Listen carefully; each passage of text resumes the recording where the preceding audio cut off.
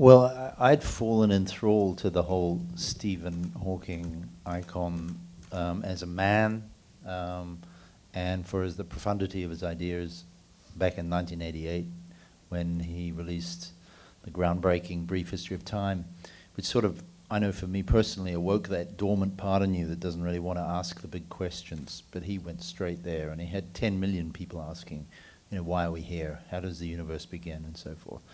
And I thought, someone's going to make a movie about this guy sometime, never thinking I would have any role to play. And then fast forward to 2004, and I came upon Jane Hawking's autobiography. And similarly, eureka moment, this fascinating, complex private life. And I thought if I could marry that incredible character that is Stephen Hawking with the incredible courage and determination and strength of Jane, we would have, I thought, a unique cinematic story. Yeah, I mean, I think we would all say the sort of the scariest thing that could possibly happen in your life would be that somebody would say, we're going to make a movie about you and your family and the intimate details, and certainly, behind the closed doors in their domestic life. So her fear was very warranted, I think. It's just a terrifying idea. And I think what was the biggest struggle with Jane, in a way, is going sort of from the literal of each thing that happened and what was said and what somebody was wearing and what room they were in, to being able to take those 25 years and put them in what we sort of sometimes would describe as a 2-hour poem about your life. It's not going to be exactly literal because it's impossible to do that in that kind of time frame. And Anthony had already laid down the trust the trust relationship with her, and then we spent a lot of time explaining sort of the type of movie we would make, and that we were obviously not going to exploit them in any way, and that they were heroes to us, and that the main thing that I kept harping on was that she was such a hero of mine because I found her ability to jump off this emotional cliff with this man when he's given a 2-year death sentence just profound. I thought it was just a profound love story. I always say it's one of the greatest love stories of our time, I think. How did you prepare your body to do those things? It felt almost like you would have to be split brain. One brain, the actor, but your body also had to act as well. My only instinct, what I still find so weird about acting on film, is that there is no specific process or way, and I tend to approach each role afresh and try and create some sort of method or process. But my instinct with this was that everything would affect everything. So anything that I was doing physically would have ramifications on what the costuming was, which would have ramifications on what makeup was being. So I started with James. We found an extraordinary group of people, and one of whom was a dancer. I asked to work with a woman called Alexandra Reynolds, and I spent about 4 months. James and Lisa gave me time, and Felicity time, and I spent about 4 months going to an ALS clinic in London and meeting with the specialists there and being introduced to many people suffering from this hideous disease and their families.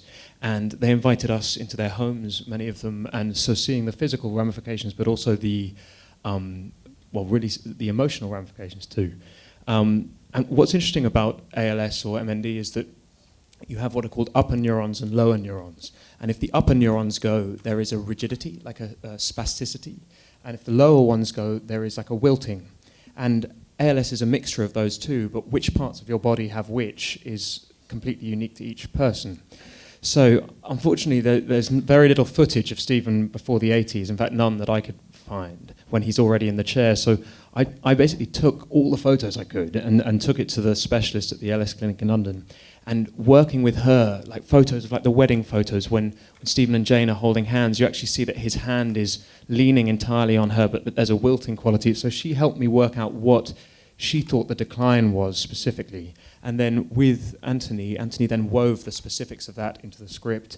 And I then worked with a dancer to try and kind of train those muscles, because when we shot, we didn't shoot chronologically, to be able to kind of jump into these different physicalities so that when Felicity and I were playing together, we could just have the human and the emotional story, because that was always what struck me, certainly, about Anthony's scripts. Right. So you did not shoot this sequentially.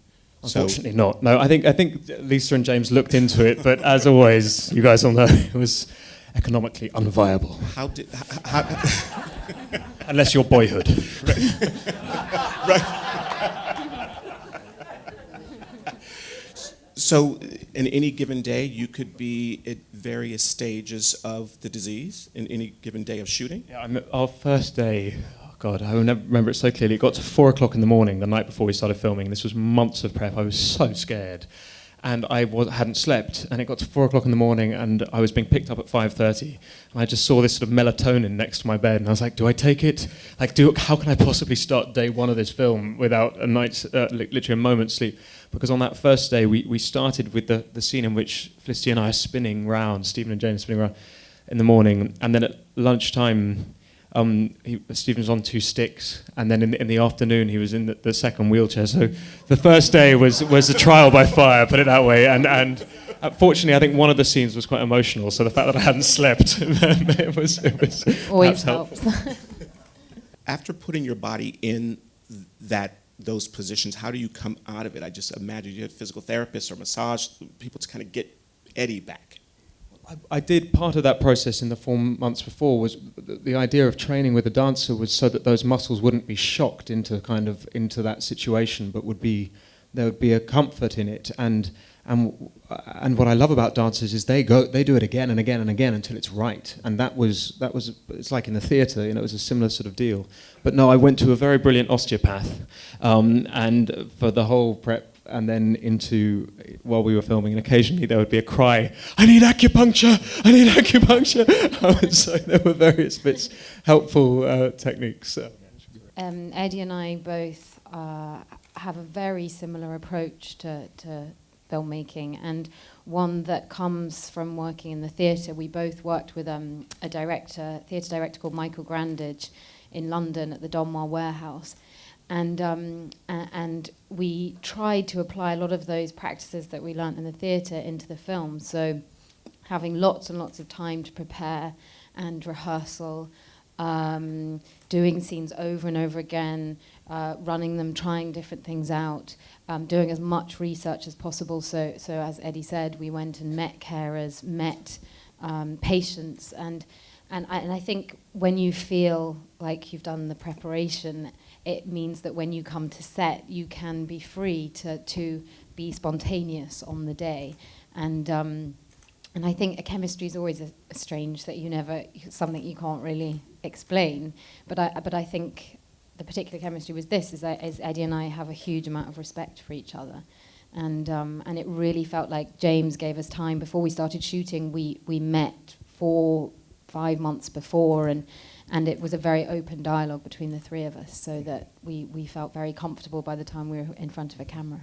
I'm curious about your time with Jane Hawking, too. I mean, without saying exactly what she said to you, but I'm curious about when you met her and some of the conversations you had and just the feelings that she shared with you. Absolutely. Well, I was really intimidated. Because I'd read Jane's book, which the film is based upon, and I just thought, this woman is a saint. She's incredible. I sort of felt like I should bow down to her when I saw her. But she was very welcoming. She invited Eddie and I both over for dinner, and I went round and just chatted with her at length. She was very open about talking about their relationship. She showed us both photographs of when they first met. She had bought clothes that she had preserved, her wedding dress that she had just preserved beautifully from when they were married, which shows you how much that relationship meant to her. But actually, so much of it was just observing her, and I felt a little bit disingenuous sometimes because I'd be sort of nodding and talking to her, but just watching what she was doing, watching how she was picking up a teacup. And she has this very balletic movement. She loved dancing, and I thought, that'll be interesting to put into the film. I'll experiment with that, and actually worked with a really great movement coach from the Guildhall School of Speech and Drama in London, and discussed things like, how to age someone from the age of 20 and how your body changes through to when you're 40. And then working with a dialect coach, which Eddie and I just, loved having that opportunity to work with these experts who really helped us inhabit the parts. Now, Eddie, I understand that the voice box that was used here is it Stephen's voice? So what happened is Stephen owns the copyright to his voice, and which is good to know. American voice. So when we made the film, we made an approximation of his voice, so a synthesized approximation, which is what we used as we were shooting live. But then after seeing the film, Stephen gave us his voice, and that was, there were various things. Actually, I was just remembering that the medal, the Companion of Honor medal in the last scene was Stephen's, and he let us use that. And his thesis, the signature on the thesis, that's actually his. That's his, yeah. So there were various things, but the voice was just, for us, particularly if you're, there were moments, I had all of Stephen's documentary material on an iPad, and it was days of sitting in front of the mirror trying to replicate that and failing. But if you're always aspiring to get to that truth, what was amazing is when you're given his voice, and there really was a shift and change to the film when that happened, you're just that inch closer to getting to that truth that you'll never quite attain. But I realized actually it's a combination of American accent and Swedish, which makes, and we couldn't get the Swedish part. You know that Swedish about say that they talk in the Stockholm. Well, it's kind of for then we would know the mind of God, and it's. I think that's why we couldn't get it. We could have just got you to do it.